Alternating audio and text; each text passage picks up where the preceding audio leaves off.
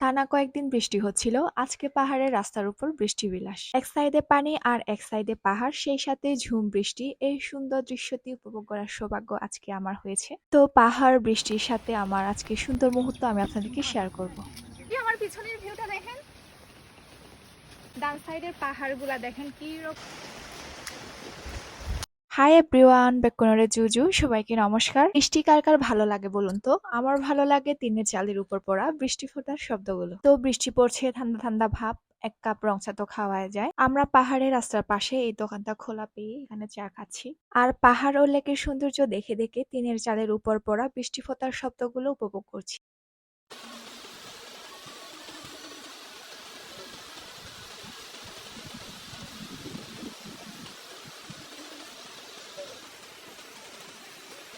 বৃষ্টির দিনে এরকম সুন্দর রাস্তা, সুন্দর পরিবেশ আপনারা কি কখনো ঘুরেছেন?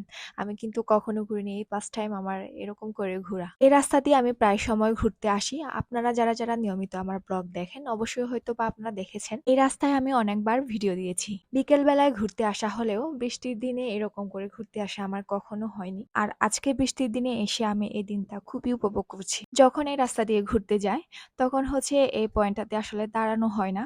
কিন্তু আজকে এই যে এখানে দেখি এই পয়েন্টটা অনেক সুন্দর লাগছে বৃষ্টির কারণে। তো আমি এখানে অনেকক্ষণ টাইম স্পেন্ড করলাম।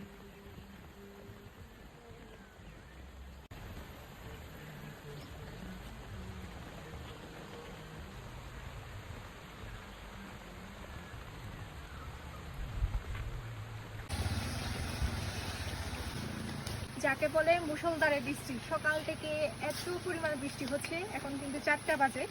তো আমরা বের হয়েছি, খেয়ে দিয়ে আসছি, এই বৃষ্টির মধ্যে ঘুরতেছি। এত সুন্দর রাস্তা দেখেন আপনারা। ওই দিকে যাবো আমরা, শুধু হচ্ছে রাস্তায় ঘুরতেছি, বাইক দিয়ে আসছি। আর এরপরে হচ্ছে আমরা এই যে এখানে হেঁটে হেঁটে বেড়াচ্ছি। আসলে এই ফার্স্ট টাইম মানে এরকম করে হচ্ছে আমি বৃষ্টির মধ্যে এরকম করে ঘুরছি। আমি আগে আসলে এরকম করে ঘুরিনি, কারণ এই ফার্স্ট টাইম। কিন্তু আজকে প্রচুর পরিমাণে ভালো লাগছে, যেহেতু এরকম সুন্দর পরিবেশ, তাই খুবই ভালো লাগছে আর কি। আচ্ছা, এই যে একটু দেখাই তো। আচ্ছা, আমি একটু দেখাই। এই যে আমাকে কোন একটা আপু মনে হয় জিজ্ঞাসা করছিল মানে কিরকম বাঁশ খাওয়া যায়। এই যে এই বাঁশকরল গুলো হচ্ছে খাওয়া যায়, আপনারা দেখতে পাচ্ছেন।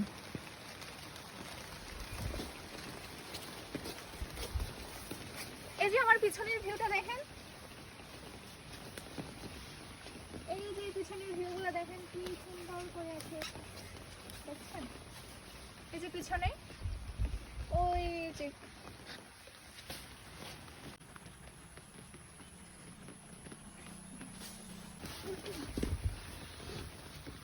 আমার আসলে ইচ্ছা ছিল আমি টুপি ছাড়া একটু ভিজবো, কিন্তু আমার প্রচুর পরিমাণে ঠান্ডা লাগে, যার কারণে হচ্ছে আমি এই টুপিটা খুলতেছি না, আমি এরকম করেই আছি। তো আসেন আমার সাথে।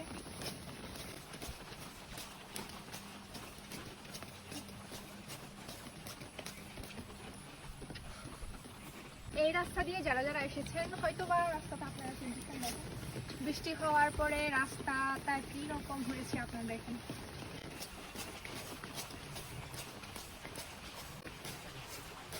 আমি হচ্ছি আর যে দিকে মুখ করে আছে এটা হচ্ছে কাপ্তাই রোড আর কি, মানে এই সাইডে করে হচ্ছে কাপ্তাই দিকে যাওয়া যায়। আর কাপ্তাই রোডের এটা হচ্ছে বাম সাইড আর এটা হচ্ছে ডান সাইড। আর বাম সাইডে আপনারা দেখেন, এই যে বাম সাইডে দেখেন এগুলো, এদিকে হচ্ছে পানি কাপ্তাই লেক, এই সাইডে হচ্ছে কাপ্তাই লেক। আর এই যে আপনারা ডান সাইডে দেখেন, এই ডান সাইডের পাহাড়গুলা দেখেন কি রকম সুন্দর করে, এই যে বৃষ্টি হওয়ার পরে কি রকম সুন্দর করে যে বাষ্পগুলো উঠে যাচ্ছে, তো পুরো মেঘের মতো সাদা হয়ে গেছে।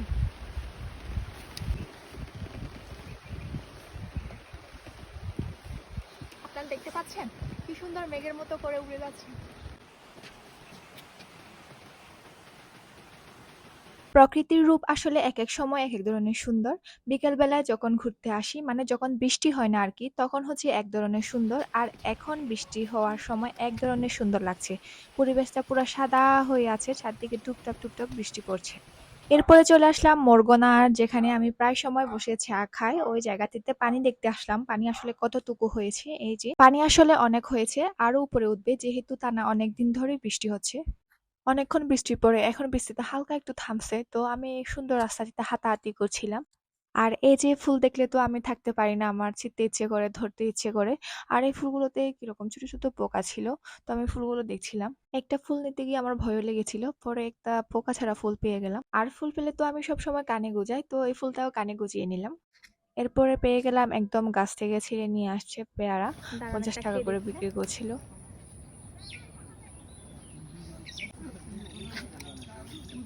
বৃষ্টি হলে কিন্তু যেকোনো গাছের ফলমূল একটু পানসে টাইপসের হয়, কিন্তু এই পেয়ারাগুলো এতটা পানসে ছিল না, ভালোই ছিল। আর এইদিকে আসলে আমার এই জিনিসগুলো ভালো লাগে, একদম টাটকা টাটকা হচ্ছে ফলমূল পাওয়া যায়। তো ব্লগটাও আমি বেশি টানবো না, এখানেই শেষ করব। আপনারা সবাই ভালো থাকবেন, সুস্থ থাকবেন। Thank you for watching.